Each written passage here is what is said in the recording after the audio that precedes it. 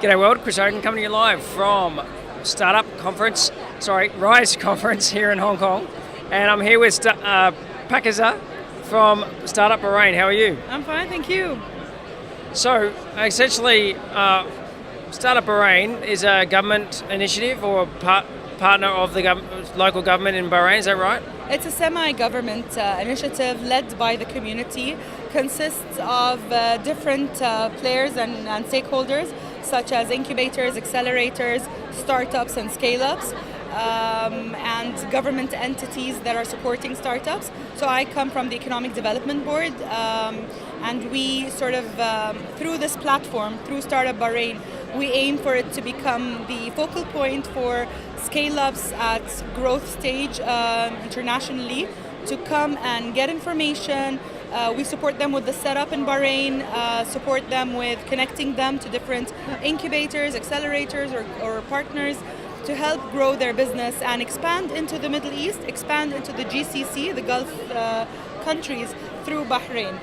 One of the most important advantages of setting up in the country is that we allow for 100% foreign ownership across the whole country. We've got incubators and accelerators, global accelerators that are set up in Bahrain, serving the whole of Middle East. So say for example, Brink is an IoT-focused hub, partnered with one of the national telecom operators and supporting IoT-based startups to grow from Bahrain into the Asian and Middle Eastern markets. We've got C5 Accelerate. They run a program called Cloud 10 Scalator. They're partners with AWS, so they support startups and scale-ups that are on the cloud.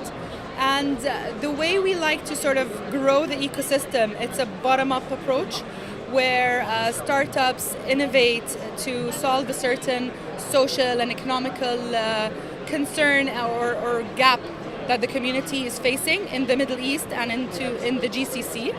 And as government entities or semi-government entities, we support them, we link them, we promote the country internationally so that to build those kind of collaboration across continents and across countries. Because one thing we've noticed is that startups and ecosystems around the world have a lot of similarities, so a lot of opportunities for knowledge sharing and experiences.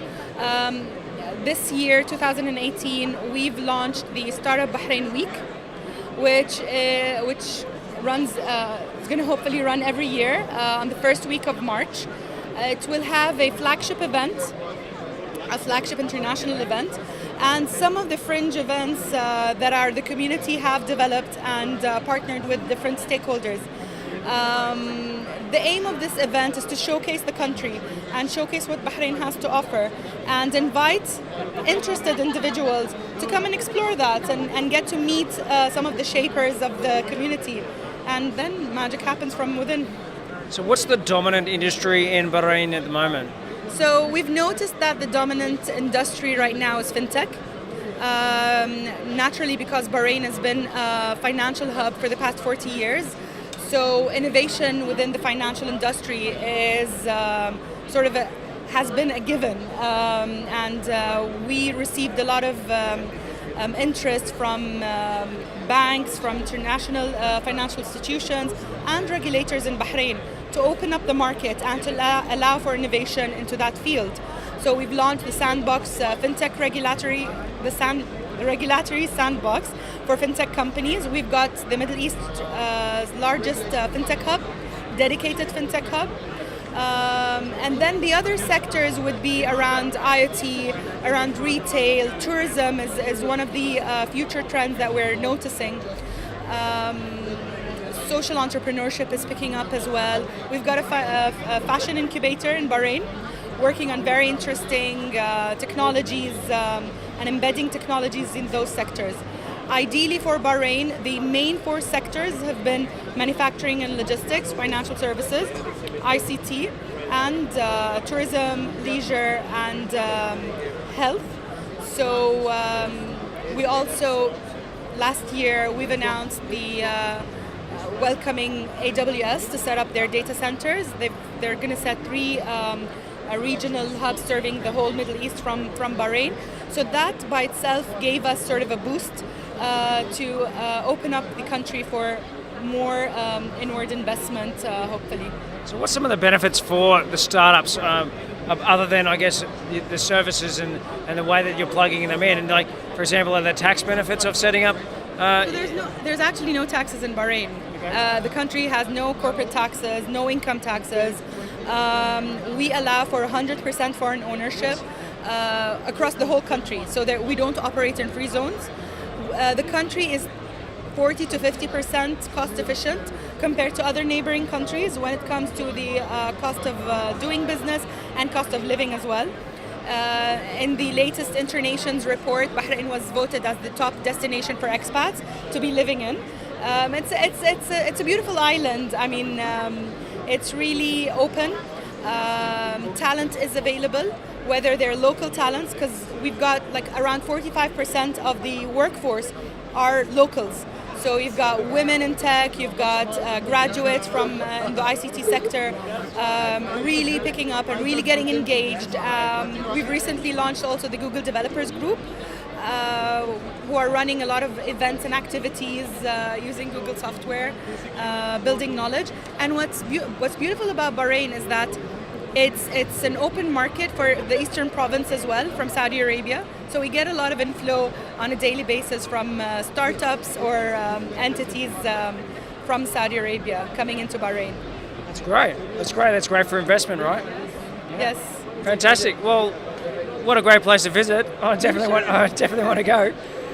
So why are you here in Hong Kong? We always love to connect with the Asian market. There's a lot of similarities that Bahrain shares with Hong Kong. So we try to position ourselves as the gateway to the GCC, similarly as Hong Kong positions itself as the gateway to China. We connect a lot. There's a lot of similarities and a lot of amazing talent over here, and startups that are ready to scale into Bahrain. And honestly, we always keep promoting what the country has to offer. You can always reach so much with social media, but then the personal interaction makes all the difference. And yeah, that's it. Yeah. Are you seeing an increase in the digital nomad culture inside Bahrain at the moment? Yes, we are, and it's beautiful. The energy that brings to the country, to the corporate partners, discussions and topics that are being discussed among corporates and startups, and openness, and the trend of the new emerging trends that are getting into those traditional businesses is just so exciting for me personally.